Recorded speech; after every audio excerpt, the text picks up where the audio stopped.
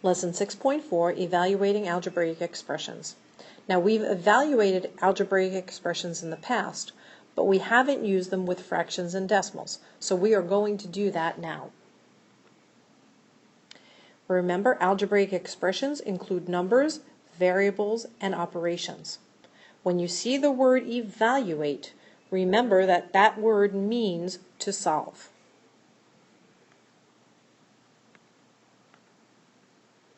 Now, we're going to start by evaluating each expression. There will be 4 examples that we are going to work on. I will do the first one with you, and then I'd like you to try the second one on your own. So it says, evaluate for 2xy if x is 1/3 and y is 5/7. So in this expression here, we are going to substitute the x and the y with 1/3 and 5/7.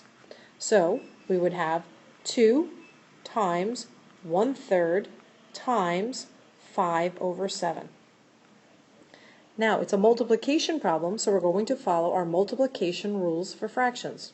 Remember, we need to take the whole number and change it into a fraction, so we put it over 1. And then from there, we can just go ahead and look to cancel or multiply anything that needs to be done. So in this case, there is no canceling, so we multiply going across.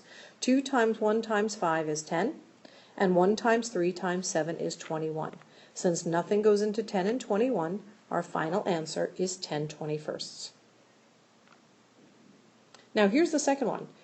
We're starting out with some fractions. Please take a moment, substitute the numbers, and see if you can figure out what to do.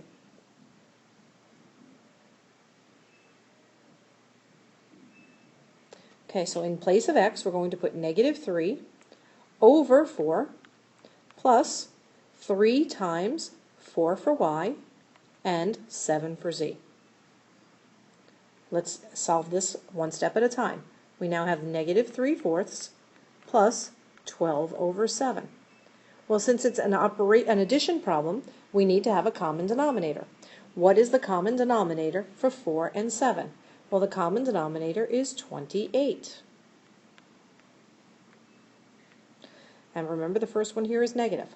4 goes into 28 7 times. 7 times 3 is 21. 7 goes into 28 4 times. 4 times 12 is 48. Now notice at this point that the signs are not the same. They're different. Well, according to our integer rules, what do we do when the signs are different? We subtract. So 48 minus 21 is 27 over 28. The answer is positive because the 48 was higher than the 21. So your final answer is 27 over 28. Okay, now try this one with decimals. Pause the video, substitute x with 4/10 and substitute y with -2 and 5/100.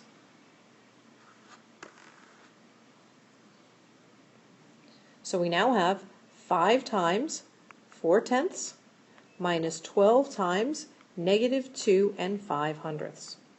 Well, if you multiply 5 times 4/10, you end up getting 2.0, or just plain old 2. And then a negative times a negative would change the sign to a positive. And then go back and multiply your numbers. So now you need to multiply 12 times 2 and 5/100. So we're going to put the 2 and 5/100 on the top. We'll multiply by 12 on the bottom. 2 times 5 is 10, carry the 1. 2 times 0 is 0, plus 1 is 1. 2 times 2 is 4. Put down a 0. If you're multiplying by a 1, you know 1 times 5 is 5. 1 times 0 is 0. 1 times 2 is 2. Add them up. We have 0, 6, 4, 2. Well, how many places do we need behind our decimal? We come back up here. We have 2 places here. We have none there, which means I need 2 altogether. So what we're going to do is move it in 2 places. And our number that we've gotten is 24 and 6/10. Notice I dropped the 0 that's in the back. You can leave it if you'd like to, or you can drop it. And now we're going to add them together, and we do that by lining up our decimal points. And 24 and 6/10 plus 2 is 26 and 6/10. Okay, this is the trickiest problem yet, but I'd still like you to pause the video and try to do it on your own.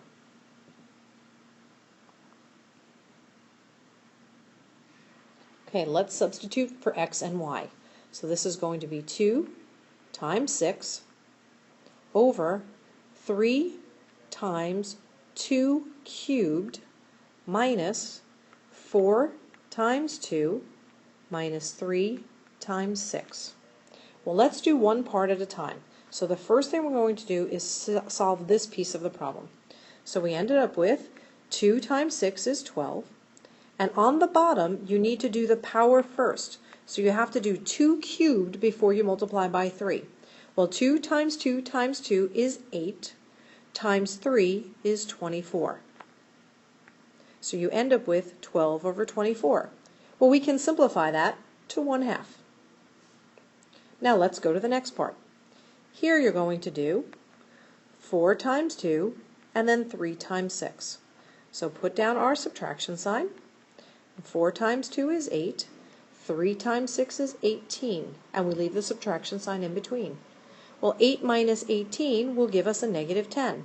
So we now have 1/2 minus negative 10. Well, if you look here, you end up with 2 negatives together.